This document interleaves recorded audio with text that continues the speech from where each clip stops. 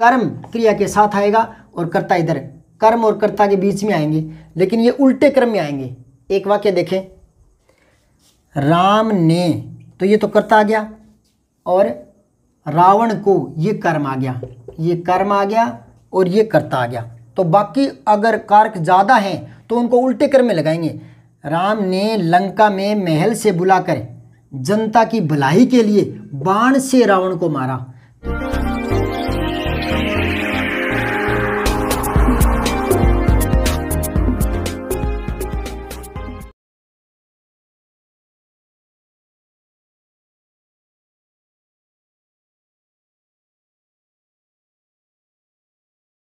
नमस्कार, आज मैंने लाइव आकर देखा था लेकिन वो सेटिंग हुई नहीं, कुछ तो मुझे इतना इनका नॉलेज नहीं है। दूसरी बात ये हुई कि खुद असहज हो गया, तो जो वाक्य बताने थे, जो उदाहरण देने थे वो उस समय दे नहीं पाया, तो मैं वाक्य को फिर से शुरू कर रहा हूँ और व्यवस्थित रूप से चलूँगा। वो मैंने एक बार ट्राई किया था कि लोग लाइव कैसे आते हैं मैं भी देखूँ, तो उस चक्कर में आया था, थोड़ी सेटिंग में गड़बड़ हो गई, तो टाइम भी लग गया, तो उसके लिए खेद है। चलो मैं तो बिना लाइव ही पढ़ा देता हूँ। तो देखिए वाक्य पर शुरू करते हैं चर्चा। शुरुआत से बताता हूँ कि कोई भी भाषा है, ठीक है, उसकी सबसे छोटी जो इकाई है, सबसे छोटी इकाई वो होती है वर्ण या ध्वनि, ठीक है। वर्ण और ध्वनि के बारे में फिर कभी चर्चा कर लेंगे। यहाँ थोड़ा सा बता दूं कि भाषा दो रूपों में काम आती है, बोलचाल में भी काम आती है और लिखने में भी, ठीक है। तो जो बोलते हैं, जो आपके कान तक पहुँच रही है वो है ध्वनि, ठीक है, और उसी ध्वनि का जो लिखित रूप होता है वो होता है वर्ण, समझ गए। जैसे मैंने बोला प, तो ये ध्वनि थी जो आपके कान में आई, ठीक है, और ये है वर्ण, ठीक है, ये ध्वनि है और ये है वर्ण, ठीक है। ल, ये ध्वनि है और ये है वर्ण, ठीक है। तो बोलते हैं तो ध्वनि आ जाती है, ध्वनि के जो प्रतीक होते हैं उनको वर्ण कहते हैं, ठीक है। अब मैं बच्चों से शुरुआत करता हूँ। देखो जो हम शुरुआत में सीखते हैं ना, ए आ ई या क ख ग च छ ज, ये वर्ण है, ठीक है। वर्ण को क्या कहते हैं? अक्षर भी कहते हैं, अक्षर, ठीक है। इन वर्णों से क्या बन जाते हैं? शब्द, ठीक है। ए आ ई, ये जो है इनको क्या कहते हैं? स्वर। और क ख ग घ ना, च छ ट ठ, ये सारे क्या होते हैं? व्यंजन। समझ में आई बात? स्वर और व्यंजन, इन दोनों को मिलाकर ये सारे 44 अक्षर हैं। 11 ये हैं और 33 ये हैं, तो टोटल क्या हो गए? 44। ये वर्ण होते हैं सारे मिलकर के, स्वर और व्यंजन, ठीक है। तो ए आ ई क ख ग च छ ज, ये वर्ण है। इनसे क्या बनते हैं? शब्द। क्या बनते हैं? शब्द बनते हैं, ठीक है। जैसे भारती, तो ये कैसे बना? ये बना भय के साथ आ जोड़ो। कौन सा आ? स्वर वाला, ये इनमें से। ये क्या होते हैं? व्यंजन क ख ग, ये अधूरे होते हैं, इनको ये पूरे करते हैं स्वर, ठीक है। तो भय को आ से पूरा किया तो भा बन गया। भय को ऊ से पूरा करो, ऊ से, तो ये हो गया भू, ठीक है। और भय को ए से पूरा करो, ए से, तो वो हो जाएगा भे, तो आवाज इनकी आएगी, ठीक है। इसी प्रकार भय को ए से पूरा करो, ऐसे, तो भय ए आ रहा है ना, प ए आ रहा है ना, ट ए आ रहा है ना, ख ए आ रहा है ना, खा आ रहा है ना, खी ई आ रहा है ना, तो व्यंजनों को पूरा करते हैं स्वर, ठीक है। तो यहां रे के आगे ए और है। अब आप समझ रहे हो कि भय के आगे तो आ दिख गया आपको, ठीक है, और तय के आगे बड़ी ई दिख गया, लेकिन रे के आगे ए नहीं दिखा, ये कहां से लगा दिया? तो ये अब दिखाता हूं, इसमें देखो यहां दिख जाएगा।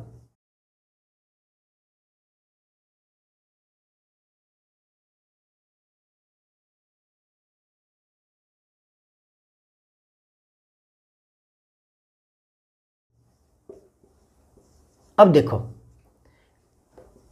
यहां न के साथ ए है, ठीक है, यहां न के साथ ए नहीं है, तो इसको यूं ही छोड़ देंगे, यहां नहीं लगाएंगे, सीधा दे लगा रहा हूं। दे के साथ बड़ी ई है। अब ये देख लो, तो 1 2 3 4 5, 5 वर्ण मिलकर क्या बन गया? एक शब्द बन गया। शब्द, वर्ण, ये अक्षर, वर्ण किसको कहते हैं? अक्षर को। ठीक है, अक्षरों को मिलाकर क्या बनते हैं? शब्द।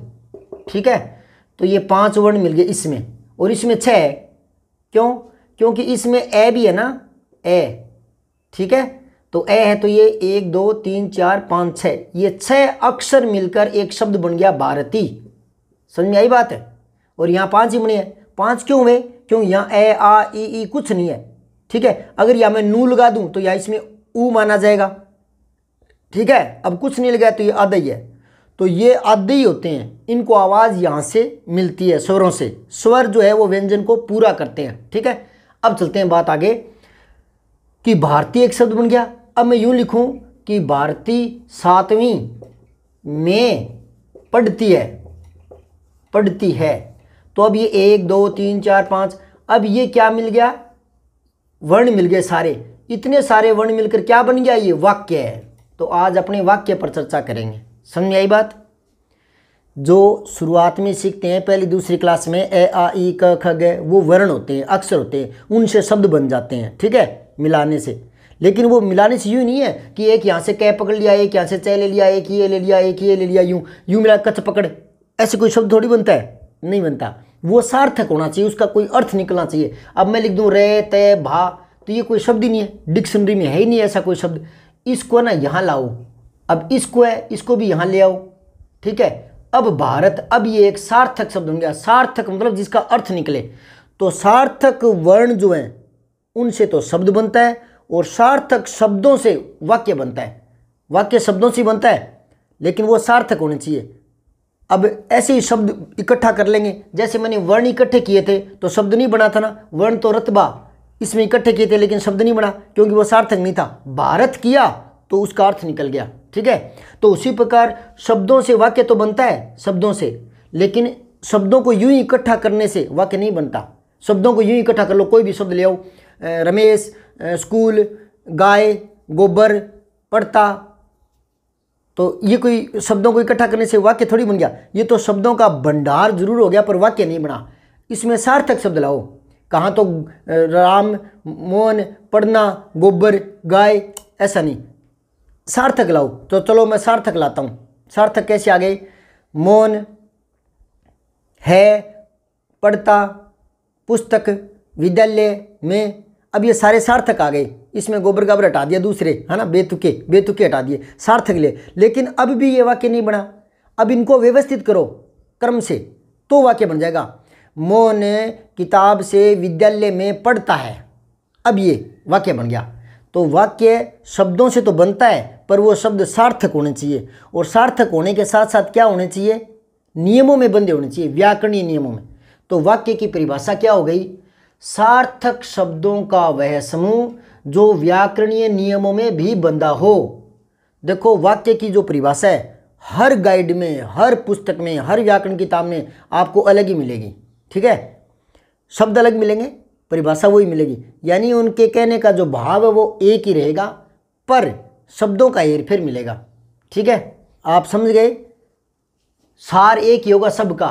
परिभाषा भले हर एक गाइड में अलग अलग मिले, अलग अलग होगी नहीं, वो शब्दों का हेरफेर होगा, पर बात एक ही होगी। तो मैंने एक अपनी परिभाषा बना के छोड़ दी कि सार्थक शब्दों का समूह है जो व्याकरणीय नियमों में भी बंधा हो।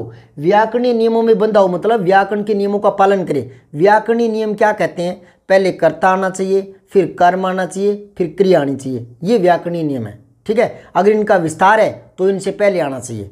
मैं एक बार लिख देता हूँ, कर्ता, कर्ता के बाद कर्म, और कर्म के बाद क्रिया। ये मोटी मोटी बातें बता रहा हूँ आपको। अब इनसे वाक्य बन जाता है हिंदी में। ठीक है, कर्ता पहले आएगा। कर्ता पहले तो इंग्लिश में भी आता है, लेकिन इंग्लिश में कर्ता के बाद वर्ब, क्रिया आ जाती है। हमारे हिंदी में क्रिया बाद में आती है, ये पहला नियम है। ठीक है ना।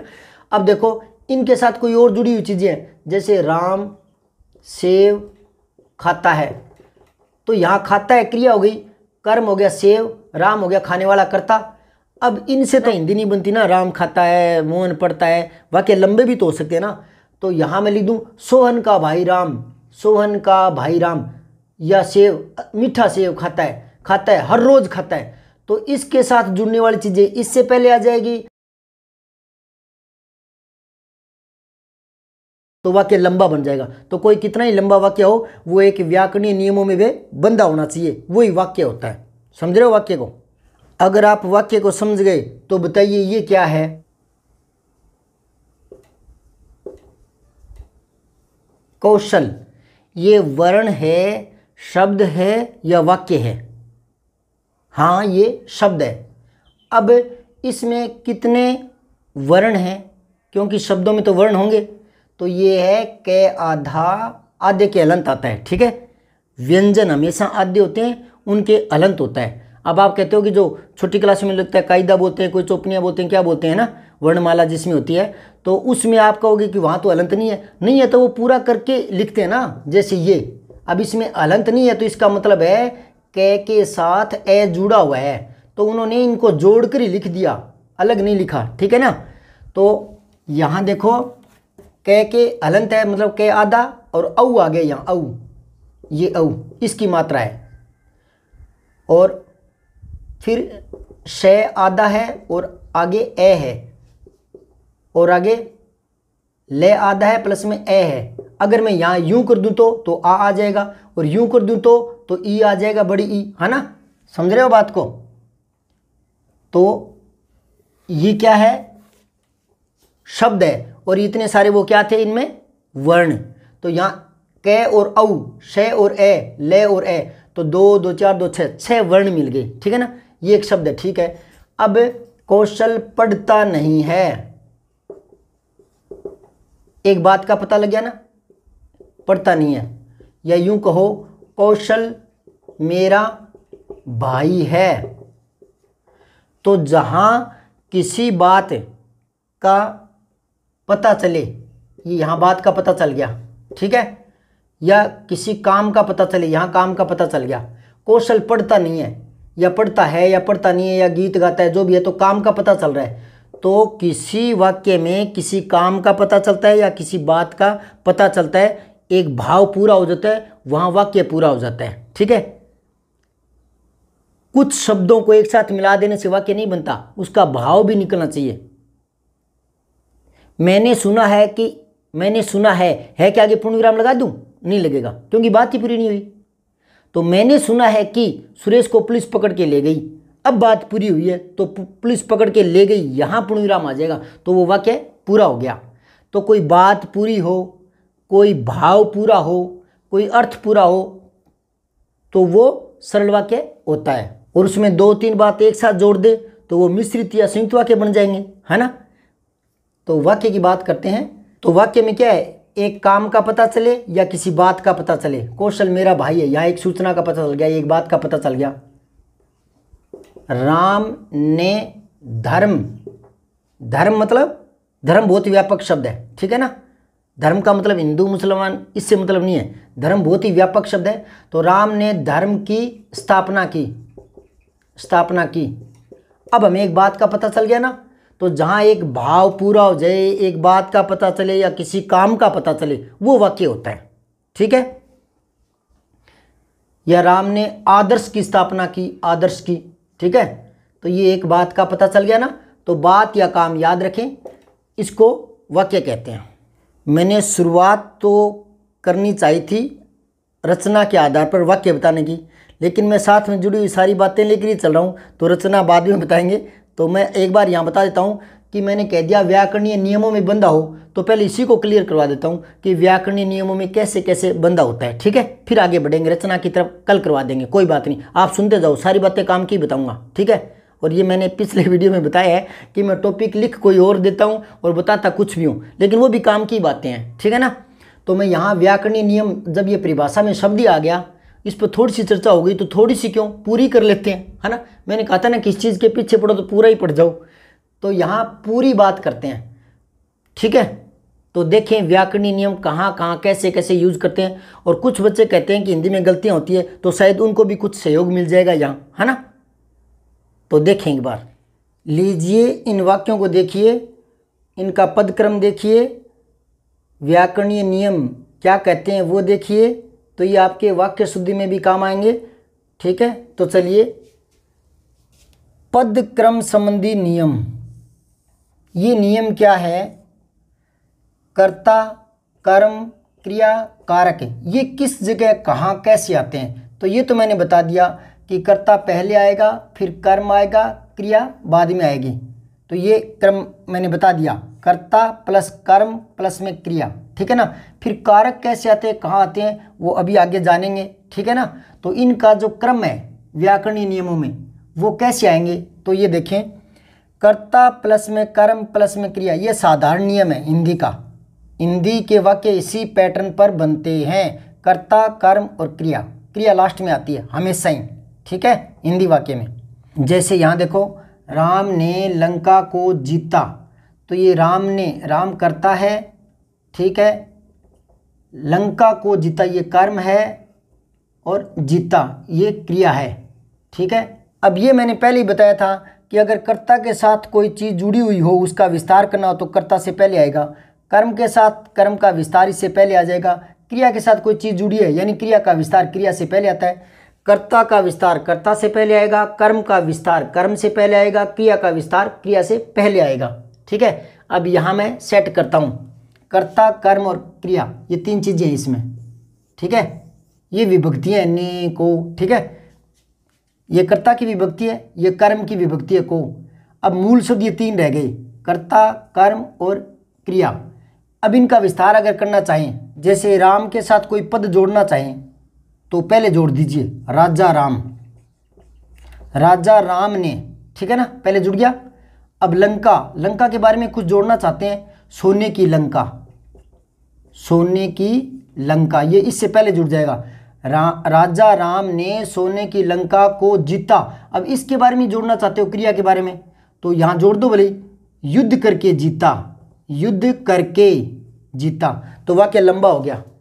कैसे? राजा राम ने सोने की लंका को युद्ध करके जीता। तो इनके विस्तार इनसे पहले आ जाते हैं, कर्ता का विस्तार कर्ता से पहले, कर्म का कर्म से, क्रिया का क्रिया से पहले। ठीक है, और वाक्य लंबा बन जाता है। क्योंकि हमें पता है भावा अभिव्यक्ति करने के लिए वाक्य जो हैं वो लंबे भी हो सकते हैं, है ना। कोई हिंदी इनसे तो बनती नहीं। राम जाता है, मोहन खाता है, सोहन पढ़ता है, इनसे हिंदी थोड़ी बनती है। ठीक है, वाक्य तो पता नहीं कितने प्रकार से बोले जाते हैं। तो ये एक क्रम है व्याकरणीय, समझ गए आप पहली बात को। ठीक है, इसी क्रम से वाक्य बनते हैं, और क्रम बदल दोगे तो वाक्य अशुद्ध माना जाएगा। ये सही है। ठीक है ना, वाक्य शुद्धि का एक नियम बता दिया मैंने यहाँ। अच्छा, एक बात यहाँ और बताता हूँ, बहुत कम स्थानों पर ये जो पद का क्रम मैंने बताया ये थोड़ा बदल सकता है, लेकिन बहुत ही कम स्थानों पर। जैसे एक तो कविताओं में बदल सकते हैं, चलती है हवाएं ठंडी ठंडी, रहता है मन मस्त मस्त। तो कोई भी कविता जोड़ना चाहें तो चलती है, ये वर्ब है, पहले ले आए ना। तो एक तो कविताओं में पद का क्रम बदल सकता है, पहली छूट, पद के क्रम को तोड़ने की कविताओं में छूट मिल जाती है, पहली बात। और गद्य में भी, कविताओं को छोड़े गद्य में भी बदल सकते हैं। वो थोड़ी सी छूट क्या है, किसी शब्द पर बलाघात करना हो, बलाघात का मतलब किसी चीज़ पर जोर देना हो, तो उसका स्थान आगे पीछे कर सकते हैं, लेकिन ये बहुत ही कम स्थानों पर होता है। ठीक है ना। कैसे? एक उदाहरण से समझो। अगर मैं कहूँ आजकल जिंदगी चलाना मुश्किल हो गया है, तो मैं आजकल पर जोर दे रहा हूँ, आजकल जिंदगी चलाना मुश्किल हो गया है, तो मैं आजकल को पहले ले आया, वरना आजकल कहाँ आता, बताऊँ कहाँ आता। आजकल जो है वो क्रिया विशेषण है, मतलब क्रिया की विशेषता बताता है। क्रिया विशेषण वो होते हैं जो क्रिया की विशेषता बताए। आपने विशेषण तो पढ़े हैं, संज्ञा की विशेषता दिखाने वाले विशेषण होते हैं, और क्रिया विशेषण वो क्रिया की विशेषता बताते हैं। यहाँ मैं थोड़ा सा रुक रहा हूँ, एक और उदाहरण से समझा रहा हूँ बच्चों को। पंखा चलता है, ठीक है। अब यहाँ मैं पंखा से पहले लगा दूँ, नया पंखा चलता है, पुराना पंखा चलता है, सफ़ेद पंखा चलता है, काला पंखा चलता है। तो ये जो शब्द हैं ये पंखे की विशेषता बता रहे हैं, और पंखा क्या है, संज्ञा शब्द है। तो ये नया पुराना ये सारे विशेषण शब्द है, तो नया पंखा चलता है विशेषण है, ठीक है। अब मैं कहूँ पंखा चलता है, पंखा तेज चलता है, तो तेज भी विशेषता बता रहा है, पर पंखे की नहीं बता रहा, चलने की बता रहा है। तेज चलता है और चलना क्रिया है, तो तेज हो गया क्रिया विशेषण, क्योंकि वो क्रिया की विशेषता बता रहा है, ठीक है ना। तो तेज, पंखा हर रोज चलता है, पंखा रुक रुक कर चलता है, तो हर रोज तेज, ये क्रिया विशेषण है, तो ये भी क्रिया विशेषण है। ठीक है, आजकल तो ये कहाँ आना चाहिए, क्रिया से पहले यहाँ आना चाहिए था। जिंदगी चलाना आजकल मुश्किल हो गया, आजकल क्रिया से पहले आजकल मुश्किल हो गया है, लेकिन चूंकि वो इसी बात पर बल देता है इसलिए पहले आ सकता है। लेकिन हर वाक्य को ऐसे नहीं कर सकते, कुछ परिस्थितियाँ होती है, कुछ बलाघात देना होता है, उसी समय ये मान्य होता है। ठीक है, एक वाक्य और देखें, आजकल लड़के कम पढ़ते हैं, तो मैंने जोर देना चाहा ना इसलिए पहले ले आया, जबकि आजकल यहाँ आता। ठीक है ना, साधारण वाक्य में लड़के आजकल कम पढ़ते हैं। ठीक है, लेकिन मैं इसी बात पर जोर देना चाहता हूँ, तो मैंने लिख दिया आजकल लड़के कम पढ़ते हैं, मोबाइल ज़्यादा चलाते हैं, तो मैं आजकल को पहले ले आया। ठीक है, लेकिन ये कुछ एक ही वाक्य होते हैं, समझ आई बात है। अब ये देखो, डॉक्टर है मेरा भाई, तो यहाँ यूँ नहीं लगाएंगे, हिंदी में मेरा भाई डॉक्टर है, यही सही माना जाएगा। डॉक्टर है मेरा भाई पहले ला तो सकते हैं, लेकिन बोलचाल में, और मैंने पहले ही कह दिया बोलचाल की जो भाषा है वो व्याकरणीय नियमों में नहीं बंदी होती, बहुत कम बंदी होती है, बहुत कम। ठीक है ना, वहाँ थोड़ा बहुत फिर हो जाता है बोलचाल की भाषा में। ठीक है, लेकिन जब लिखित भाषा है वो शुद्धता की मांग करती है, लिखित भाषा शुद्धता की मांग करती है। ठीक, मेरा भाई डॉक्टर है, डॉक्टर है मेरा भाई तो डॉक्टर है, तो आप भावाभिव्यक्ति में बोलते समय ऐसे बोल सकते हैं, लेकिन बोलचाल की शब्दावली अलग होती है, लिखित भाषा का प्रारूप अलग होता है। ठीक है, तो ये डॉक्टर है मेरा भाई ये मान्य नहीं होगा। ठीक है, हाँ ये दो मान्य हो जाएंगे, वो भी बहुत कम जगहों पर पद का क्रम बदला जाता है, अन्यथा सिंपल साधारण वाक्य में पद क्रम का ध्यान रखा जाता है। पद क्रम को बदलना भी वाक्य अशुद्धि माना जाता है। ठीक है,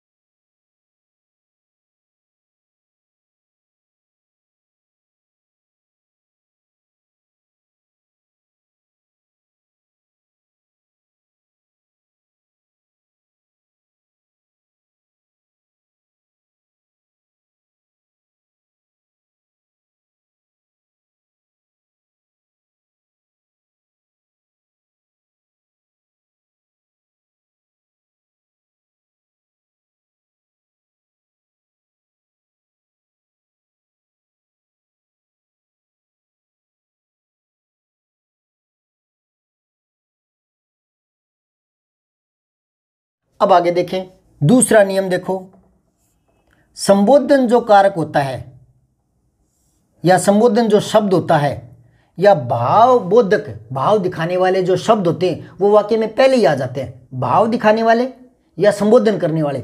उदाहरण से देखो, अरे मोहन, तो ये संबोधन कर रहा है, पहले आ गया, इतनी जल्दी आ गए। ठीक है, और यहाँ देखो, आह कितनी मस्त हवा है, तो ये थोड़ा भाव दिखाने के लिए मैं कोई प्रयोग कर रहा हूँ किसी शब्द का, तो वो पहले ही आ जाएगा, वाक्य के बीच में कहीं नहीं आएगा। ठीक है ना, कोई भाव दिखाने वाले शब्द या संबोधन करना हो किसी को, अरे लड़के इधर आओ, तो अरे लड़के पहले ही आ जाएगा। समझ गए आप, संबोधन शब्द और भाव दिखाने वाले शब्द पहले आ जाएंगे। आहा कितनी मस्त हवा है, समझ गए। इस नियम को भी मैं गुड निशान लगा देता हूँ, आपके समझ में आ गई ये बात। अब यहाँ थोड़ा सा रुकूंगा मैं, देखो एक बात और बता देता हूँ बीच में, क्योंकि मैंने आपको पहले ही कहा कि जो बात बीच में आ जाती है ना, मेरे से पैर ऊपर करके आगे नहीं बढ़ा जाता, मैं वहाँ रुक जाता हूँ, मेरा टॉपिक पड़ा रहता है, अगले दिन पूरा होता है कोई बात नहीं। आप यहाँ देखें, अरे मोहन इतनी जल्दी आ गए, तो यहाँ इतनी जल्दी आ गए ये जो शब्द है ये विस्मय के लिए आया, आश्चर्य के लिए, इतनी जल्दी आ गए आश्चर्य, तो यहाँ पूर्ण विराम नहीं आएगा, विस्मय बोधक आश्चर्य बोधक चिन्ह आएगा, वो ये आएगा, ये समझ गए। अगर हम इतना सही गड़बड़ कर देते हैं, ये हटा देते हैं, ठीक है, तो ये वाक्य पूरा का पूरा गलत माना जाता है, वाक्य अशुद्ध। इसके लिए एक नियम बताता हूँ, विराम चिन्हों का सही प्रयोग न करना भी वाक्य अशुद्धि माना जाता है। तो विराम चिन्हों का प्रयोग भी सही होना चाहिए। तो यहाँ पूर्ण विराम नहीं आना चाहिए था, विस्मयबोधक आना चाहिए था। क्यों? क्योंकि इतनी, ये जो शब्द है ये आश्चर्य के लिए आया है, तो यहाँ पूर्ण विराम को विस्मयबोधक में बदलो। समझ में आ गई बात आपके? ठीक है। अब यहाँ ये भी संबोधन कर रहा है, देखो विस्मयबोधक और संबोधन चिन्ह ये हिंदी में एक ही है। इसी को संबोधन में काम में ले लेते हैं, इसी को विस्मय आश्चर्य में काम में ले लेते हैं, इसी चिन्ह को। ठीक है। तो यहाँ संबोधन किया जा रहा है, अरे मोहन। ठीक है। अब यहाँ एक बात और मैं पहले बता चुका हूँ, दोबारा बता देता हूँ। हे, अरे, ओहो, अरे, इनके आगे विस्मयबोधक चिन्ह आता है, अरे के आगे। ठीक है ना। लेकिन जब कोई शब्द आ जाए तो फिर ये यहाँ से हटकर उस शब्द के आगे आता है। ये नियम मैं पहले बता चुका हूँ। ठीक है। अब यहाँ देखो, आहा, तो यहाँ भी इस चिन्ह का प्रयोग होगा। अगर नहीं है तो ये वाक्य गलत माना जाएगा। ठीक है। आहा, ये आ गया। कितनी मस्त हवा है। अब पूछ नहीं रहा कितनी, अगर पूछ रहे कि तुम कितनी सब्जी लाए हो तो प्रश्नवाचक चिन्ह आएगा, तुम कितनी सब्जी लेकर आए हो, तुम कितने रुपए लेकर आए हो। लेकिन ये प्रश्न नहीं पूछ रहा, तो प्रश्न नहीं पूछ रहा तो किस लिए है? आश्चर्य के लिए, विस्मय के लिए। तो यहाँ कितनी मस्त हवा है, तो यहाँ फिर इसको देख करके फिर लगेगा ये विस्मयबोधक चिन्ह। विस्मयबोधक चिन्ह यूं नहीं है कि यहाँ आएगा कि यहाँ आएगा, जहाँ आप आश्चर्य दिखाना चाहते हो वहीं आएगा। यहाँ आप दिखाना चाहते थे इसलिए दो जगह आ गया ये, यहाँ और यहाँ। लेकिन कोई जरूरी नहीं है कि दोनों जगह आए। यहाँ देखो, आप इस शब्द को डालो, साधारण वाक्य लिख दो, कोई भी साधारण वाक्य।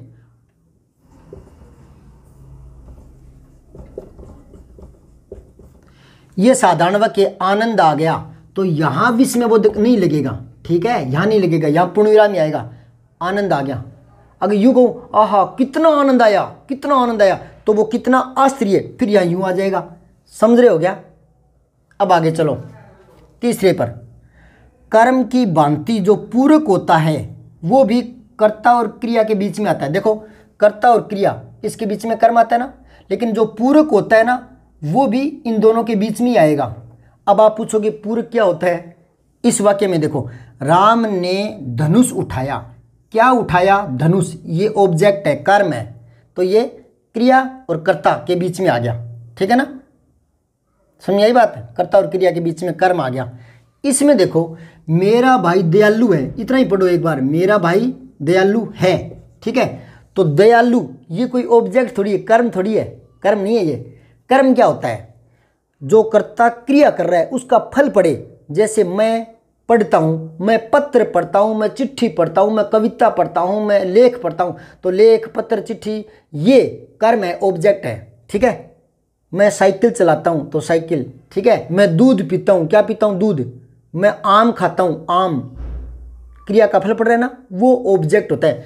तो मेरा भाई दयालु है, तो ये ऑब्जेक्ट नहीं है, इसको पूरक बोलेंगे।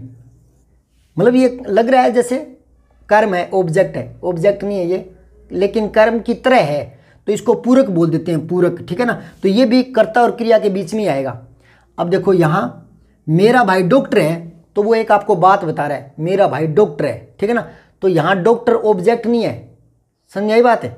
उसने डॉक्टर को बुलाया, डॉक्टर को बुलाया, तो अब डॉक्टर कर्म बन गया। डॉक्टर को बुलाया, बुलाया किसको? डॉक्टर को, तो डॉक्टर कर्म है।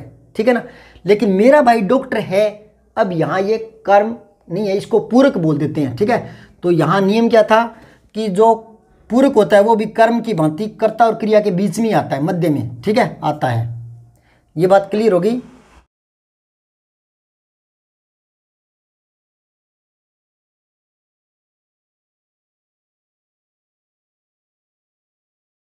अब कर्म को एक बार यहाँ देख लीजिए, मेरा भाई आम खाता है, तो ये भाई खाता है क्या? आम। ये ऑब्जेक्ट है, ये ऑब्जेक्ट होता है, कर्म होता है, ये क्रिया का फल पड़ता है। तो यहाँ क्रिया का फल नहीं पड़ रहा, तो इसलिए कर्म नहीं बोलेंगे, पूरक बोल देंगे। ठीक है, तो पूरक भी क्या है? कर्ता और कर्म के बीच में आ जाता है। ठीक। अब आओ चौथे नंबर पर, ये क्लियर हो गया? चौथे पर आओ। संबंध कारक जो होता है, कर्ता ने कर्म को कर्ण से संप्रदान के लिए आपादान से संबंध कहा कि अधिकरण में पर, है ना। तो जो संबंध कारक होता है वो संबंधी पद से पहले आ जाता है, संबंधी पद से। यानी संबंधित जो पद है उससे पहले आएगा संबंध कारक। कैसे? उदाहरण से देखो, सोहन का बेटा अपने अध्यापक से बोला। ठीक है, सोहन का बेटा, तो जो बेटा है वो संबंधित पद है और इससे पहले ये संबंध कारक आ गया। बोला कौन? बेटा, तो बेटा तो करता है, तो सोहन क्या है? सोहन करता नहीं है, यहाँ सोहन तो संबंध कारक में है। ये रखा, करता नहीं कर्म को कर्ण से, है ना, संबंध में कहा था ना, कहा के की, तो ये कहा, तो ये संबंध कारक है, पर ये इससे पहले आ जाएगा संबंधी से, संबंधित जो पद है। भी सोहन का बेटा, तो बेटा का ही तो विस्तार है ना, तो मैंने पहले कहा कर्ता का विस्तार कर्ता से पहले आता है। ठीक है, तो ये इससे पहले आ जाएगा। समझ आई बात? एक ये देखो, अध्यापक से बोला, अध्यापक किसके अध्यापक? अपने अध्यापक से, तो ये संबंध है, ये इस संबंधित पद से पहले आ गया। ठीक है, अपने अध्यापक से बोला। समझ आई बात? और अगर मैं इस वाक्य को यूं लिखूं कि सोहन का बेटा अपने अध्यापक द्वारा पढ़ाया हुआ पाठ याद करता है, तो याद करता है क्या? पाठ। ये पाठ आ गया ना, याद करता है क्या? याद करता है पाठ। कर्म आ गया ना, कर्म, तो कर्म और कर्ता, ये तो इसके बीच में अगर ये पद है तो इसका विस्तार अपने आ गया। और पाठ, कौन सा पाठ है? तो इसी का विस्तार है ना, इसी का, तो वो यहाँ पहले आ गया, पढ़ाया हुआ पाठ, पढ़ाया हुआ पाठ। ठीक है, तो पाठ से पहले आ गया। अब देखें 5वें नंबर पर आते हैं। दूसरे जो कारक हैं, कौन से दूसरे? कर्ता और कर्म को छोड़कर, कर्ता और कर्म इनको छोड़कर। कारक तो और बहुत होते हैं, मैंने कहा था ना, कारक का स्थान बताएंगे, है ना। तो कारक कहाँ कहाँ आते हैं वो देखो। दूसरे जो कारक हैं वो कर्ता और कर्म के बीच में आते हैं। कैसे? किसान बैलों द्वारा खेत जोतते हैं, तो किसान करता है, खेत जोतना, जोतना क्रिया है, तो कर्ता और क्रिया इनके बीच में कर्म आ गया ना, ये खेत। अब जो दूसरे कारक हैं वो कर्ता और कर्म के बीच में आएंगे, कर्ता और कर्म, कर्ता और कर्म इनके बीच में आएंगे। तो यहाँ करण कारक है, बैलों द्वारा या बैलों से, करण कारक है, करण कारक है, तो ये करण कारक है, कर्म और कर्ता के बीच में आ गया। आगे पीछे करोगे तो वाक्य अशुद्ध हो जाएगा, यानी कर्ता और कर्म, ये मेन चीज़ है ना। अब दूसरे कारक इनके बीच में आएंगे, कर्ता के बाद नहीं ला सकते आप। अगर यूं करोगे किसान खेत बैलों द्वारा जोतते हैं, बैलों द्वारा जोतते हैं, तो ये वाक्य गलत हो जाएगा। तो कर्म और कर्ता इनके बीच में दूसरे कारक आ जाएंगे, भले वो करण कारक हो, भले और कोई कारक हो। यहाँ देखो, माँ अपने पुत्रों के लिए भोजन बनाती है, तो माँ बनाती है, माँ बनाती है, ये क्रिया है। अब यहाँ क्या बनाती है? बनाने का फल किस पर पड़ रहा है? ऑब्जेक्ट क्या है? कर्म क्या है? भोजन। तो ये हो गया कर्म और ये हो गया कर्ता।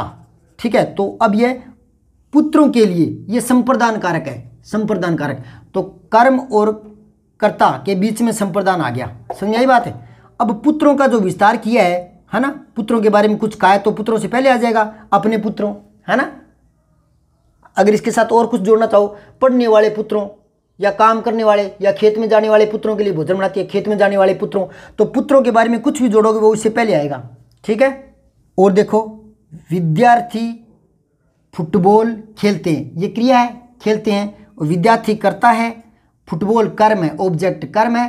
अब कर्म और कर्ता के बीच में आएगा अधिकरण कारक, भले ही करण कारक हो, भले ही संप्रदान कारक हो, भले ही अधिकरण कारक हो। ठीक है, कोई कारक हो वो इन दोनों के बीच में आएगा।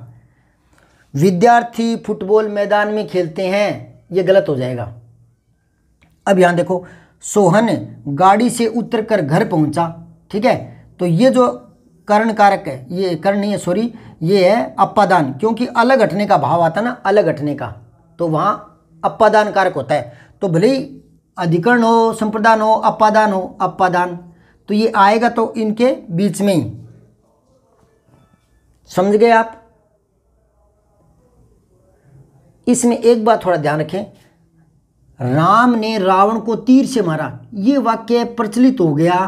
ठीक है, तो इस तरह के एक दो वाक्य में क्या होता है कि तीर से कर्ण कारक बाद में आ गया, कर्म के, कर्म बीच में नहीं आया, तो इसको आप एक बार के लिए अपवाद कह दो, भले एक दो वाक्य छोड़ दीजिए, वरना नियम हमेशा यही चलते हैं और इन्हीं को ध्यान में रखकर वाक्य रचना की जाती है और यही शुद्ध माने जाते हैं। ठीक है, अब कुछ और नियम देखिए, लीजिए अगला नियम देखें। जिन वाक्यों में दो कर्म होते हैं तब मुख्य कर्म क्रिया के साथ आ जाता है तथा विभक्ति रहित होता है, बिना विभक्ति के। और जो गौण कर्म होता है वो क्रिया से दूर होता है और विभक्ति के साथ होता है, विभक्ति सहित।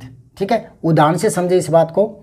मोहन ने कमला को पुस्तक दी। देना जो है वो सकर्मक क्रिया है, सकर्मक देना। ठीक है, ये क्रिया मैं पहले करवा चुका हूँ पीछे के वीडियो में। अकर्मक सकर्मक बहुत अच्छी तरह से समझाया है और कई वीडियो बनाई हैं अकर्मक सकर्मक पर। आप मेरे चैनल पर जाकर उसमें प्ले लिस्ट पर जाओ, प्ले लिस्ट पर, और वहाँ अकर्मक सकर्मक जो है प्ले लिस्ट बना रखी है, उसमें देखें, कर्म से सारे देखें। अकर्मक सकर्मक बहुत ही शानदार तरीके से समझाई है, समझ में आ जाएगी।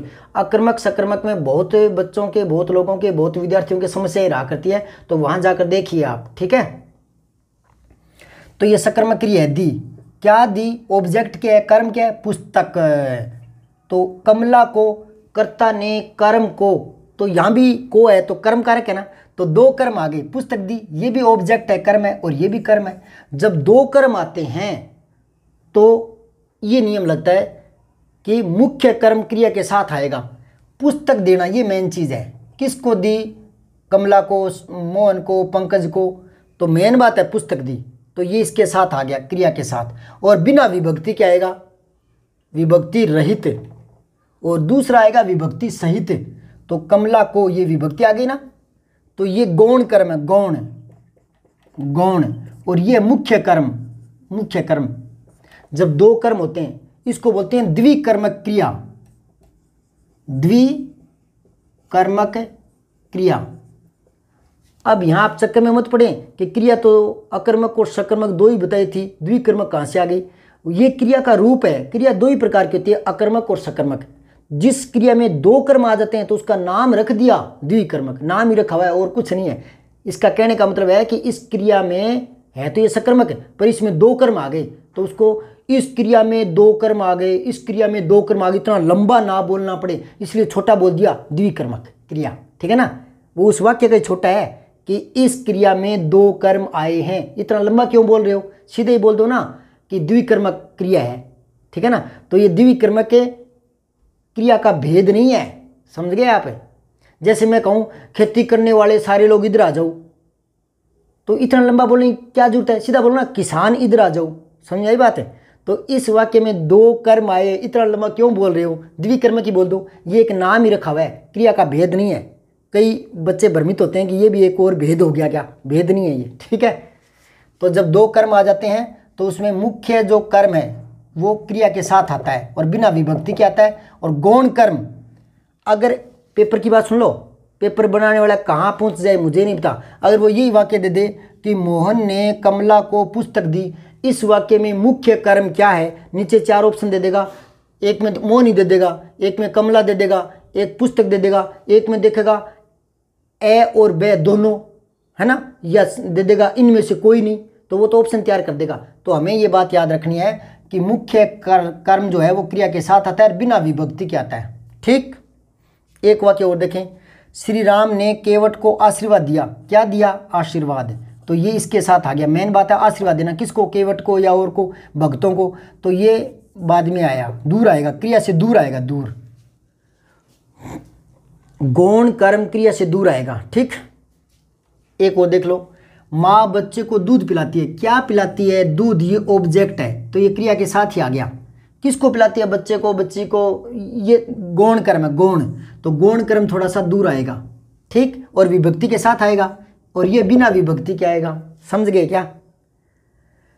हाँ, ये तो कर्म की बात थी। संप्रदान जो कारक होता है ना, संप्रदान, है ना, वो भी मुख्य कर्म से पहले ही आ जाता है। जैसे बच्चे के लिए, यहाँ के लिए लगा दो भाई, तो मुख्य जो कर्म है उससे पहले आ जाएगा।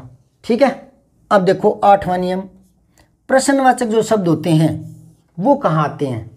आप सोच रहे हो प्रश्नवाचक शब्द तो पहले ही आते हैं ना, बहुत से वाक्यों में पहले ही आ जाते हैं, लेकिन हकीकत में क्या है कि प्रश्नवाचक जो शब्द हैं वो उससे पहले आते हैं जो आपका प्रश्न पूछने वाला शब्द है या प्रश्न पूछने वाली बात है, उस बात से पहले आता है। कैसे? उदाहरण से देखो, पुस्तक कौन पढ़ेगा? अब पढ़ने की बात है तो इससे पहले आ गया कौन पढ़ेगा। ठीक है, ये पूछने वाली बात है और इसी से पहले आ गया। प्रश्नवाचक शब्द पूछने वाली बात से पहले आता है, ठीक है, पूछे जाने वाली बात से पहले आता है। अब देखो यहाँ, तुम कौन सा गीत गाने वाली हो, तो कौन सा गीत, गीत का पूछ रहा है वो, तो ये गीत से पहले आ गया, यहाँ नहीं आया है ना, क्रिया से पहले यहाँ आया ना, क्रिया से पहले। अब यहाँ क्रिया से पहले नहीं आएगा, ये जो पूछे जाने वाली बात है ना उससे पहले आता है, पूछे जाने वाली बात से पहले, ठीक है। इस बच्चे को कौन पढ़ाएगा, तो ये पढ़ाने की बात है, कौन पढ़ाएगा, तो ये क्रिया से पहले आ गया, ठीक है। अब यहाँ देखो, यह किसका बच्चा है, अब ये बच्चा से पहले आ गया, क्योंकि बच्चा के बारे में पूछ रहे हैं ना, तो जिससे प्रश्न करना होता है उससे पहले आ जाता है प्रश्नवाचक शब्द। क्लियर हुई बात। और इनका स्थान बदल दोगे कि यह बच्चा किसका है, तो थोड़ा क्रम बदल रहा है, समझ में आई बात है। अब देखो यहाँ, इस मकान को बनाने में कितना पैसा खर्च हो गया, तो ये कितना पैसा पूछ रहे ना, तो इससे पहले आ गया, ठीक है, समझ में आई बात। ये बातें साधारण सी लगती है, पर जब कंपटीशन में ऐसे जाते हैं ना, तो उसमें ये सुनी हुई बातें मतलब टोनिक का काम करती है ठीक है ना। तो इन बातों को भूलें नहीं, याद रखें। अगला नियम देखें, पूर्वकालिक क्रिया मुख्य क्रिया से पहले आती है, मुख्य क्रिया से पहले। अब बात ये आ गई, पूर्वकालिक क्रिया क्या होती है जी, तो मैं बता चुका हूँ जी, मेरे चैनल पर जाकर प्लेलिस्ट देखें, उसमें पूर्वकालिक क्रिया भी बताई हुई है, लेकिन मैं बात को बीच में नहीं छोड़ा, थोड़ा सा बता देता हूँ। पूर्वकालिक जो क्रिया पहले हो गई, जो क्रिया पहले हो जाती है ना, उसको बोलते हैं पूर्वकालिक। अब यहाँ भ्रमित मत होना कि द्विकर्मक क्रिया और एक पूर्वकालिक क्रिया, अब ये एक और भेद आ गया, कोई भेद नहीं है, ठीक है ना। भेद दो ही होते हैं, अकर्मक और सकर्मक। पूर्वकालिक तो नाम रखा हुआ है। अब मैं इतना लंबा बोलूँगा कि यह क्रिया पहले हो चुकी है, यह क्रिया पहले हो चुकी है, इतना लंबा क्यों बोलते हो, सीधे ही बोलो पूर्वकालिक। नहीं समझाई बात है कि पढ़ने वाले सारे बच्चे इधर आ जाओ, क्यों बोल रहे हो, सीधा बोलो ना, विद्यार्थी इधर आ जाओ, समझ में आई बात। तो पूर्वकालिक क्रिया का मतलब है जो क्रिया पहले हो जाती है, ठीक है। तो यहाँ देखो, वह पढ़कर सो गया, काम तो उसने सोने का किया है, लेकिन उससे पहले एक क्रिया पूरी कर ली, उसने पूरी कर ली, ये पढ़कर फिर सोया है ना, तो पढ़कर ये पूर्वकालिक क्रिया है, ये कोई भेद नहीं है, ये तो यूं बता रहा है कि एक क्रिया पहले हो गई, ठीक है।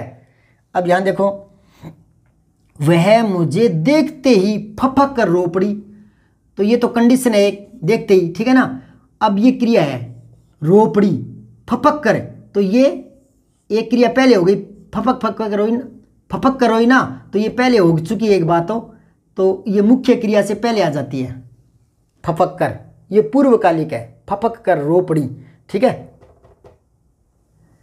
अब ये देखो, यह गाय यहीं पर चरा करती है, तो यहां मैंने बताया कि जो सहायक क्रिया होती है वो बाद में आती है मुख्य क्रिया से।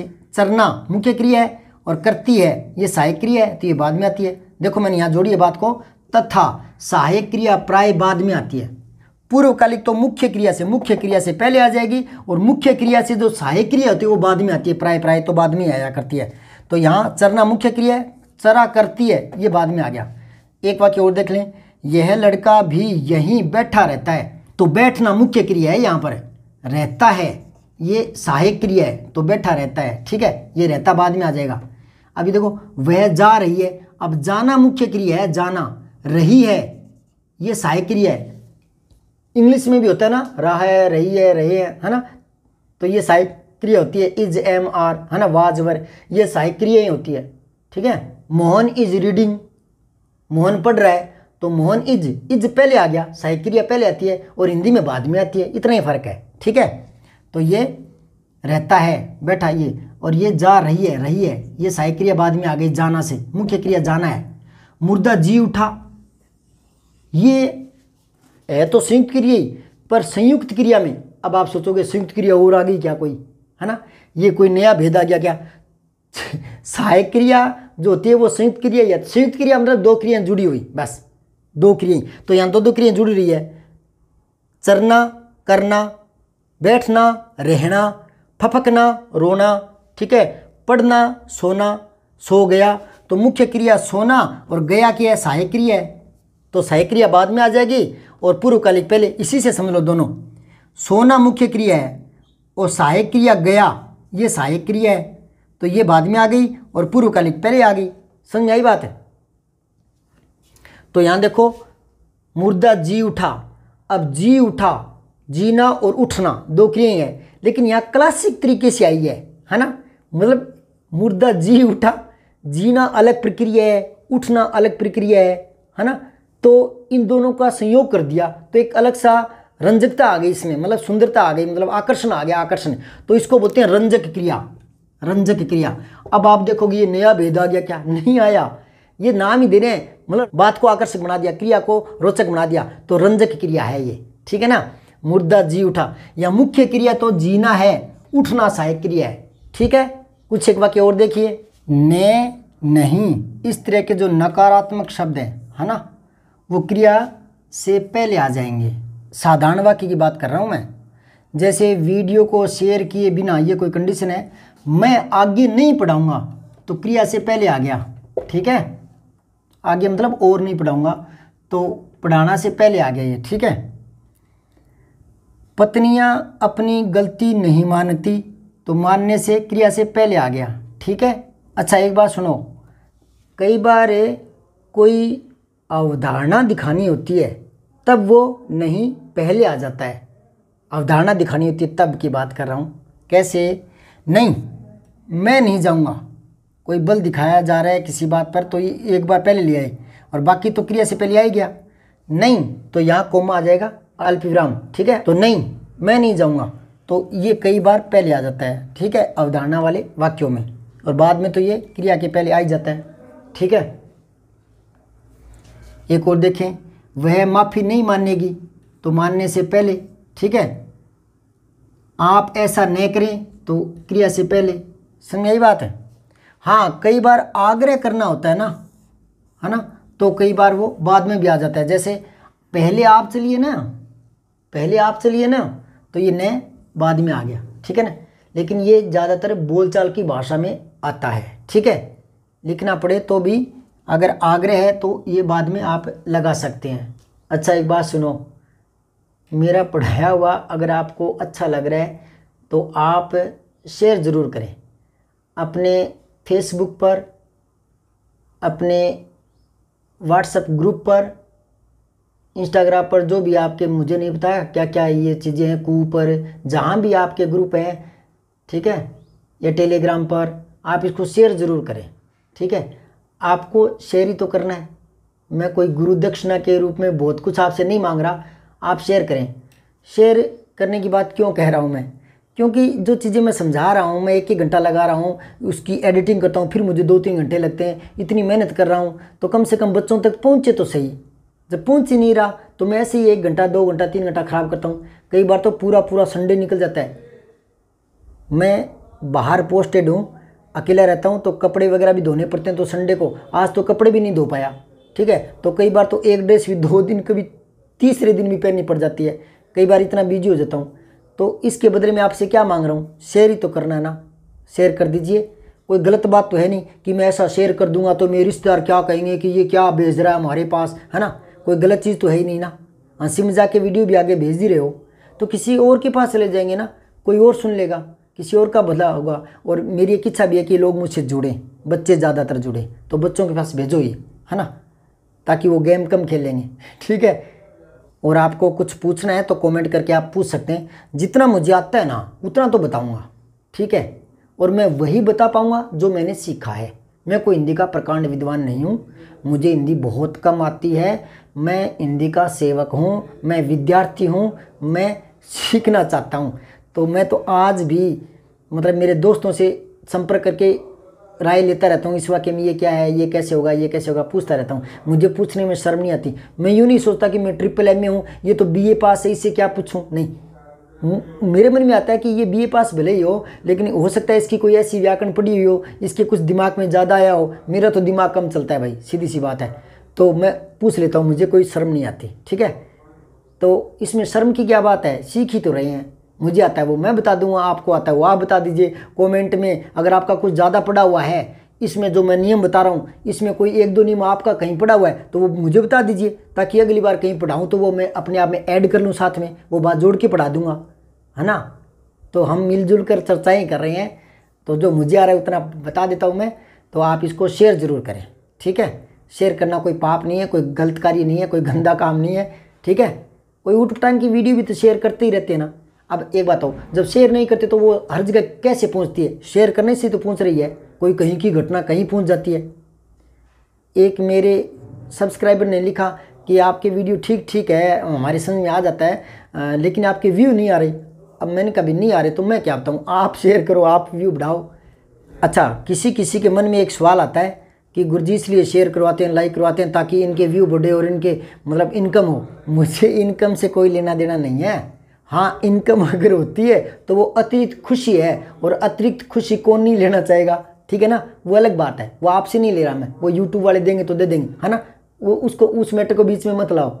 मैं तो अपने आप को लोगों से, विद्यार्थियों से जोड़ना चाहता हूँ, ठीक है। मेरी जान पहचान बढ़े, यही मेरी पूंजी है, ठीक है। एक बीच में बात बताता हूँ। एक कोई स्कूल चलाते हैं, मेरे दोस्त हैं, तो किसी मेरे दूसरे दोस्त ने बता दिया कि यार ये हिंदी ठीक ठाक पढ़ाते हैं, तो आप एक बार इनकी क्लास लेकर देखो, बच्चों को कुछ ज़्यादा ही लाभ होगा। तो उन्होंने मुझे क्लास लेने के लिए कहा नहीं। उनके मन में ये आ गया कि मैं इनको अपने स्कूल में बुलाऊंगा, क्लास दूंगा तो ये पैसे मांगेंगे, है ना। मैंने उनकी भावना समझ ली। मैंने कहा मैं पैसे नहीं मांगूंगा, मुझे पीरियड दें, क्योंकि मैं यहाँ नया हूँ और यहाँ मुझे कम लोग जानते हैं। तो 50, 100, 150, 200 बच्चों की क्लास लूँगा तो कम से कम नमस्ते करने वालों की संख्या तो बढ़ेगी। कहीं बाज़ार में सब्जी लेने जाऊँगा तो कोई कहेगा गुरुजी नमस्ते। तो ये अपने आप में एक मान सम्मान है, ये पैसों से बढ़कर है, और यही मुझे चाहिए। मैं मान सम्मान के लिए करता हूँ, और आपको भी करना चाहिए। अच्छे कामों के लिए, अपनी बड़ाई के लिए काम करो, तो समाज में विसंगतियाँ आएगी नहीं, गलत काम होंगे नहीं। हर आदमी को ये सोचना चाहिए कि मुझे लोग अच्छा कहे, मुझे लोग अच्छा कहे। कई सोचते हैं कि मैं अपना बड़प्पन चाहता हूँ। अरे हाँ, तो क्या इसमें बड़प्पन चाहो ना, मैं तो कहता हूँ सब चाहो। सारे विद्यार्थी अगर चाहें कि मैं ऐसा करूँगा तो मेरे जीजा जी खुश होंगे, मेरी बहन खुश होगी, मेरी फूफा जी, मेरी माता जी खुश होगी, मेरे मामा जी, मेरी मामी जी, ये सारे खुश होंगे। मैं ऐसा करूँगा तो मेरी परीक्षा में अच्छे नंबर आएंगे, तो लोग मुझे बढ़िया कहेंगे, मेरा अखबार में नाम आएगा, तो अच्छे कामों के लिए प्रेरित होगा। करें आप अच्छे कामों में। एक बार मैंने अखबार में पढ़ा कि किसी आदमी ने किसी नेता को चप्पल मारी, न्यूज़ में आया कि अखबार में नाम आए इसलिए मार दी, ठीक है। अरे यार, उल्टे कामों को करके अखबार में नाम क्यों लेते हो? अखबार में नाम निकलाना है तो अच्छी बात करो ना, अच्छे काम करो ना। तो अपने बड़ाई के लिए काम करना कोई बुरी बात नहीं है। इससे एक भावना पॉजिटिव आती है कि मैं अच्छा करूँगा तो ही तो नाम होगा ना। अब मन में ये भावना है कि मुझे लोग अच्छा कहे, तो वो किसी चलती हुई गाय को क्यों मारेगा भी, किसी चलते हुए आदमी को गाली क्यों देगा? क्योंकि उसके मन में एक बात बैठी कि लोग मुझे अच्छा कहें। तो मन में बात बैठी तो वो गलत काम करेगा ही नहीं, है ना। तो अच्छे के लिए करो, सारे ही करो, क्या दिक्कत आ रही है? गलत काम तो तब होता है जब बुरे काम के लिए प्रेरित हो, तब गलत होता है। तो हाँ, ठीक है, मैं तो खुद चाहता हूँ कि मेरी बड़ाई करने वाले और बढ़ें, मुझसे जुड़ने वाले और बढ़ें। मैं बड़ाई का ही भूखा हूँ, ठीक है, इसलिए मेहनत कर रहा हूँ। बाकी मुझे आपसे कुछ नहीं लेना, ठीक है। तो आप शेयर ज़रूर करें, धन्यवाद। आगे देखें कुछ और नियम। क्या पढ़ाऊँ? शेयर तो करें। मैंने कहा था ना 1 मिनट लगेगा, कर दें शेयर, ज़्यादा टाइम नहीं लगेगा। शेयर कर दें और फिर पढ़ें, ठीक है। कर दिया होगा? पढ़ाऊँ? नहीं किया तो कर दें। चलिए आगे देखें। अवधारणा बोधक जो शब्द होते हैं, भी, ही, तो, भर, तक, इस तरह के शब्द होते हैं, वो विशेष अवधारणा दिखाते हैं, ठीक है। तो ये उस शब्द के बाद आते हैं जिस पर बल देना होता है, ठीक है। कैसे? उदाहरण से समझो। यह काम राम कर सकता है, इस वाक्य में कोई अवधारणा नहीं है। अवधारणा मतलब विशेष बात या विशेष बात पर बल दे देने वाली स्थिति जो होती है। तो यहाँ कोई विशेष अवधारणा नहीं है, सामान्य बात है कि यह काम राम कर सकता है। अब यहाँ कोई अवधारणा लाना चाहें तो कुछ शब्द जोड़ने पड़ते हैं, जैसे यह काम राम भी कर सकता है। अब ये भी बल देने के लिए आया है, राम भी कर सकता है, मतलब दूसरे कर सकते हो पर राम भी पीछे नहीं है, ये भी कर सकता है। तो फिर भी आ गया यहाँ। तो जिस शब्द पर बल देना होता है, राम की बात कर रहा है वो, तो इसी के बाद में आ गया, वो उस शब्द के बाद में आता है, ठीक है। अब ये और देखो, यह काम राम ही कर सकता है, यानी दूसरे नहीं कर सकते, राम ही, तो राम के बाद में आ गया ना। और देखो, वह जीवन भर संघर्ष करता रहा, तो जीवन की बात है, जीवन भर, तो इसके बाद में आ गया नहीं है, जीवन भर संघर्ष करता रहा। यहाँ तक ठीक है, आगे संभल कर चलना, तो यहाँ तक, तो यहाँ तक ठीक है, तो ये यहाँ के बाद आ गया, ठीक है। वह तो जाएगा, अब ये वह तो जाएगा, मौन का मुझे पता नहीं, लेकिन वह तो जाएगा, तो वह के बाद में आ गया ये, ठीक है। यह काम तो करना पड़ेगा, इस काम की बात कर रहा है वो, तो इसके बाद में आ गया यह काम, ये काम तो करना पड़ेगा, तो ये बाद में आ गया, ठीक है। तो मैं क्या करूं, तो कई बार क्या होता है कि कोई भाव ही दिखाना पड़े, भाव शून्य होता है, अदृश्य होता है, ठीक है ना, तो वो कैसे लिखें, तो मैं क्या करूं, तो पूरा भाव ही दिखाया जा रहा है, तो यहाँ भाव है, भाव दिखता नहीं है ना, तो भाव के बाद यही है, भाव मतलब दिखाई नहीं देता, तो सीधे ही आ गया, तो मैं क्या करूं। हालांकि ये बोलचाल का वाक्य है और लिखने में भी आए तो भी आप यहाँ विस्मयबोधक लगा करके, विस्मयबोधक ये लगा करके इसको पहले लगा सकते हो, और ये पहले इसके तो पहले है, लेकिन इसमें जो भाव छुपा है उस भाव पर जोर दिया जा रहा है, तो भाव प्लस तो जाना तो पड़ेगा, तो जाना क्रिया है, इसी पर जोर दे रहा है वो, तो जाना तो पड़ेगा, तो बाद में आ गया, ठीक है। यहाँ एक बात और याद आ गई, एक बच्चा बार बार पूछ रहा था कमेंट करके कि आप बढ़िया पढ़ाते हैं, तो मुझे बताइए कारक में ये विभक्तियाँ आती है, ने, में, पर, को, ये कितनी आ सकती है। तो मैंने उसके कमेंट का जवाब दिया, मैं हर कमेंट का जवाब जरूर देता हूँ, तो मैंने उसका जवाब दिया कि ये विभक्तियाँ उतनी आती है जितनी आप लाना चाहें। आप लंबा वाक्य करना चाहते हैं, कारक ज़्यादा जोड़ना चाहते हैं तो ज़्यादा आ जाएगी, इनकी संख्या निश्चित नहीं है। फिर मैंने उनको बताया कमेंट में लिख करके, हालांकि लिखने में और में मुझे बहुत समय लगता है, मैं बात को वहीं काट सकता था, ये कह सकता था कि आप मेरा वीडियो देखें, लेकिन इसमें मुझे लगा कि अहंकार की भावना है, तो मैंने टाइम निकाल कर कमेंट किया और मेरी उंगलियां और दर्द करने लगी, बहुत ज़्यादा लिखना पड़ा और कुछ गलत भी प्रिंट होता है तो बार बार देखना पड़ता है, तो बहुत माथापच्ची थी, पर मैंने उसको पूरा निबंध के टाइम में समझा दिया। तो उसने कहा आप बहुत अच्छे हो, आपने बहुत बढ़िया समझाया। उसके बाद फिर वो पूछ रहा है कि बल कैसे दिया जाता है, तो मैंने 2-3 वाक्य लेकर के उसको बताया। फिर कहता है कि आप मुझे पता है कि आप ज़्यादा सिखा सकते हो, तो मुझे और सिखाइए प्लीज़। प्लीज़ तो नहीं लिखा आदेशात्मक भाषा थी कि आप मुझे बताओ, इस तरह की शब्दावली थी। चलो कोई बात नहीं, बच्चा था, तो मैंने फिर उसको समझाया कि तो कहाँ कहाँ आता है, और फिर भी उसने लिखा कि बल कैसे दिया जाता है, मुझे तो नहीं समझाया और बताओ। तो मैंने फिर एक वीडियो ही बना दिया तो पर। तो आप भी ये जो 3-4 वाक्य है ना, तो के और भी प्रयोग देखना चाहो तो मैंने एक वीडियो भी बना रखा है जिसमें तो पर बनने वाले कई वाक्य बनाए हैं, ठीक है, तो वो आप देख सकते हैं। तो मैंने उस बच्चे के कहने के कारण तो पर वीडियो ही बना दिया। उसके बाद वो कई दिन बाद फिर कमेंट कर रहा है कि तो पर और बताओ बल कैसे दिया जाता है। तो मैंने कहा यार बल तो, अब बल देने का मतलब ये है ना, यह काम राम ही कर सकता है, यह काम राम भी कर सकता है, तो ये बल ही तो है, बल दिया जा रहा है। फिर भी वो लिख रहा है कि समझ में नहीं आई, तो बताइए प्लीज़। उसके बाद लिखा कृपया, कृपया शब्द लिखा, ठीक है। तो मैंने कहा यार अब आप कितनी बार तो बता दिया, वीडियो तक बना के बता दिया। तो फिर भी मैंने उसके लिखा, दोबारा से उसको समझाया। मैंने समझा कि ये बल को नहीं समझ रहा, तो फिर मैंने दूसरा तरीका अपनाया। मैंने लिखा कि आप ना एक बार बल मत दो, साधारण वाक्य लिखो, ठीक है, साधारण वाक्य लिखते जाओ, बल देने की जरूरत नहीं है, ठीक है। जब आपकी कोई ऐसी कंडीशन बनेगी ना, तो अपने आप ही बल देने वाले शब्द जुड़ेंगे तो पता लग जाएगा, ठीक है। तो मैंने कहा आप साधारण वाक्य, चलो बल देने का कोई जरूरी नहीं होता बल देना, ठीक है ना, आप साधारण शब्दों में भी बात कह सकते हो, ठीक है। तो मैंने यूँ लिख दिया। इसमें भी मेरा समय खराब तो वही है ना, मैं खुद बिजी आदमी हूँ, खाली बैठे रहना मुझे बिल्कुल पसंद नहीं है, मैं कोई ना कोई काम में लगा रहता हूँ। दोपहर में भी कई सो जाते हैं, मुझे सोना भी पसंद नहीं है, मैं कोई ना कोई काम में लगा रहता हूँ। फिर भी मैंने उसके टाइम निकाल करके उसके कमेंट का जवाब दिया। लेकिन जब मैंने इतना लिख दिया ना कि आप बल देना जरूरी है, साधारण वाक्य में बात कह सकते हो, इतनी सी बात पर, और वो चिढ़ गया।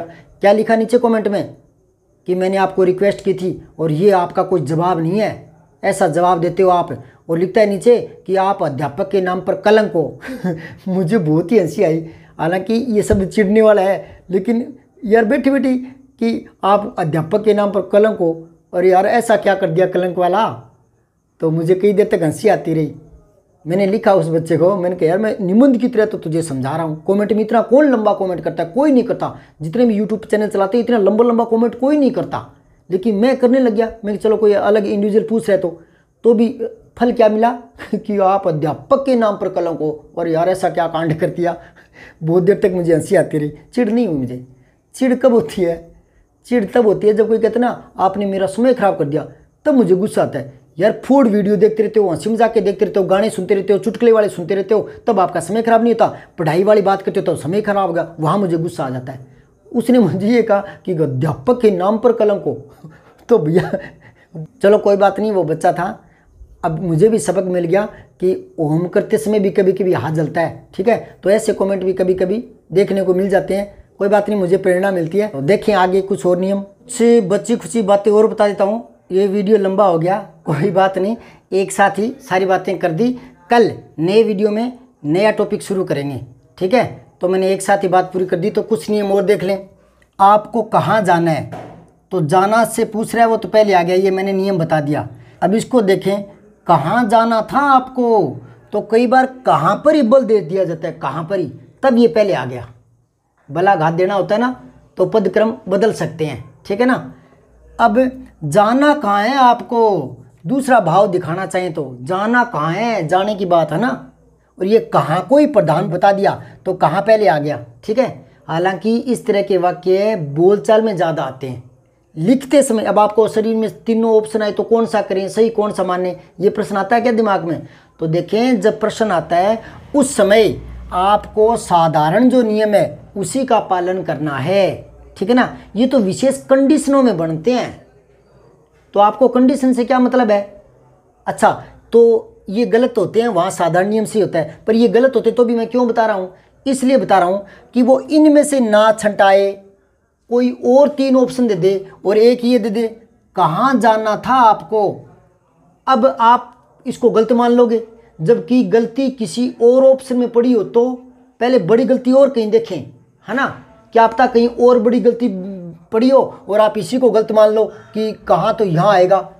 इसलिए ये बताना ज़रूरी है, क्योंकि और सारे वाक्य सही हो तब तो ये गलत हो जाएगा, और वाक्य में कोई बड़ी गलती पड़ी हो तो इसको सही मानना पड़ेगा, क्योंकि वहाँ बल दिखाने के लिए पद का क्रम बदल सकते हैं। तो सुनी हुई बात कहीं ना कहीं काम आ जाती है। तो याद जरूर रखो, सारी बातें याद रखो। साधारणतः देखेंगे तो ये आएगा, लेकिन वाक्य के 4 ऑप्शन में कहीं और बड़ी गलती पड़ी है तो ये सही माना जाएगा। ये ध्यान में रखना चाहिए कि भाव दिखाने के लिए पहले आ सकता है, ये बात सुनी हुई होनी चाहिए।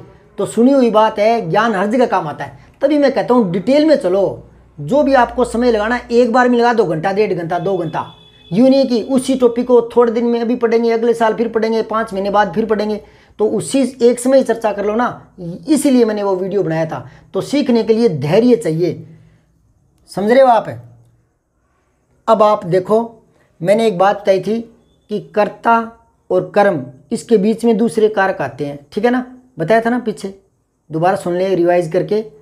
तो यहाँ मैं एक बात और जोड़ना चाहता हूँ कि कर्ता और कर्म, इनके बीच में दूसरे कारक आते हैं। लेकिन कारक सारे एक साथ आ जाए तो, कोई लंबा ही वाक्य हो तो क्या करेंगे, फिर थोड़ा सा गौर करें, फिर क्रम पलटना पड़ता है, उल्टा चलेंगे। कर्ता ने कर्म को कर्ण से संप्रदान के लिए अपादान से संबंध काके के अधिकरण में पर, तो ये ना ये इस तरह से आएंगे, पहले अधिकरण आएगा, फिर अपादान आएगा, फिर संप्रदान आएगा, फिर कर्ण आएगा, और कर्म क्रिया के साथ आएगा, और कर्ता इधर कर्म और कर्ता के बीच में आएंगे, लेकिन ये उल्टे क्रम में आएंगे। एक वाक्य देखें, राम ने, तो ये तो कर्ता आ गया, और रावण को, ये कर्म आ गया, ये कर्म आ गया, और ये कर्ता आ गया। तो बाकी अगर कारक ज़्यादा हैं तो उनको उल्टे क्रम में लगाएंगे। राम ने लंका में महल से बुलाकर जनता की भलाई के लिए बाण से रावण को मारा, तो ये कर्ण संप्रदान संबंध है ना, तो ये उल्टे क्रम में आएंगे। ये बात नोट की क्या, अगर ये तो मैंने कई कारक लगा दिए, ये कई नहीं आए, 1-2 ही आए, तो वो आएंगे उल्टे क्रम में। ये बात नोट करें, काम की बात है, ठीक है।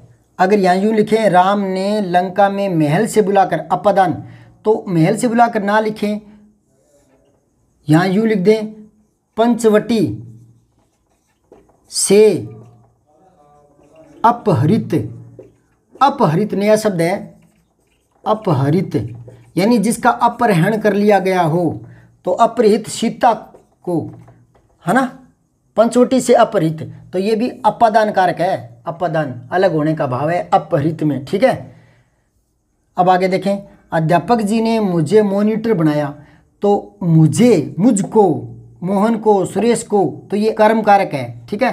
मैंने ये कहा था कई बार पूरक होता है ना, तो वो कर्म के बाद में आता है पूरक। जैसे अध्यापक जी ने मुझे मॉनिटर बनाया, तो पूरक कर्म के बाद में आ जाता है। ठीक है, तुम लोगों ने मोहन को बेवकूफ़ समझा, तो ये कर्म नहीं है, ये पूरक है, तो ये बाद में आएगा। ठीक है, और संबोधन वाले शब्द पहले आ जाते हैं, ये तो मैं बता चुका हूँ। मोहन सुनो, इधर आओ, तो ये शब्द पहले आ जाते हैं। एक और देखें, सुंदर भारत का सपना देखने वाले नेता आजकल कहाँ हैं, तो ये कहाँ है पूछ नहीं रहा, वो आश्चर्य कर रहा है, तो यहाँ प्रश्नवाचक नहीं आएगा, विस्मयबोधक आएगा, विस्मयबोधक। गौर करें इस बात पर। ठीक है ना। अब मैं यहाँ ये बताने वाला हूँ कि बात नेता की है कि नेता आजकल कहाँ है। नेता, अब कौन से नेता, इसका विस्तार है, तो ये विस्तार पहले ही आता है, सारे शब्द ये पहले आएंगे। सुंदर भारत का सपना देखने वाले नेता, तो ये सारे शब्द पहले आएंगे, है ना। इसको उलझाओ मत, यूँ मत करो कि नेता जो भारत का सुंदर सपना देखते हैं वो नेता आजकल नहीं रहे, ऐसे वाक्य को उलझाओ मत। जो बात है ना वो एक साथ इसके साथ जोड़ दो, नेता के साथ। ठीक है ना। एक सिंपल उदाहरण से और बता रहा हूँ, नाली में बहता हुआ पानी गर्म है, तो पानी इसका विस्तार किया हुआ है ना। नदी का पानी, गंगा का पानी, है ना, यानी गंगा जल, तो गर्म पानी, ठंडा पानी, बर्फ़ का पानी, बर्फ़ जैसा पानी, तो ये पानी से पहले आएगा। तो नाली में बहता पानी, ये इसका विस्तार से पहले आ गया। ठीक है, अब गर्म है, ये विधेय आ गया। ठीक है, ये इतना उद्देश्य है, उद्देश्य। तो ये चीज़ें देखें आप। आज समय काफ़ी लग गया, मुझे विश्वास है कि आपको बहुत कुछ सीखने को मिला होगा। अगर आपको अच्छा लगे तो शेयर ज़रूर करें। जय हिंद, जय भारत।